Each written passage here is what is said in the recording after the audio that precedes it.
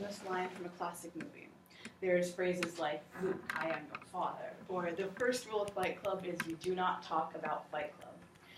Lines like these have permeated our culture to a state of universal recognition. They connect people in familiarity with classic media.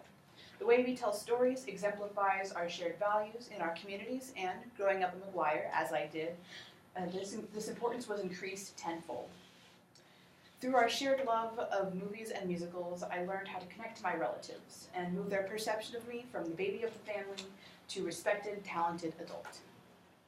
As I mentioned in my introduction speech, I am an only child to a single parent, and my mom was the last of 5 children to have kids, so by the time I came around, everyone in my family was at least a decade older than me. I was constantly fawned over at family gatherings, but as I aged, I went from cute little infant to awkward, shy preteen who couldn't socialize to save her life. The focus moved from me to a wide array of subjects I did not understand at all, and I hated it. Was it selfish? Certainly. But while many of you grow up close with your extended relatives, I only saw mine about 2 to 3 times a year, so the people who were related to me by blood were more akin to strangers. When they weren't talking about politics, they talked about movies. Not just talked about them, they quoted them, acted out scenes for them, sometimes even bursted into musical number as if this were entirely normal.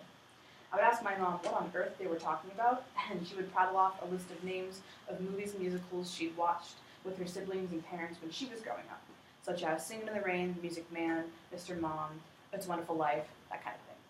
My grandma, in addition, who drove me to school every single day, would sing songs to me that were at least decades old. I learned the importance of media to 2 generations of McGuires and became determined to understand them myself. I found clips of the songs and scenes on YouTube and watched them over and over again so I wouldn't be the odd one out at a family gathering again. I look back and laugh at my 11-year-old self making darn sure she could still be the center of attention, but it led me to pursue theater in high school, which is a decision I'll never regret. There, I discovered my own personal love for movies and musicals, which helped me find friends of my own, and we each found our own new favorite quotes from movies and musicals.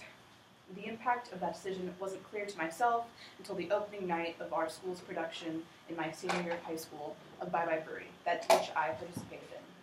After the show, my mom told me that my grandma had been beaming every time she'd seen me come up on stage. From that moment on, I knew I had done something great.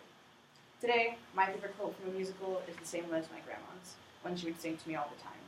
From the musical called Damn Yankees, the song is called Heart, and the lines go, "You've got to have heart, all you really need is heart. When the odds are saying you'll never win, that's when the Grinch should start."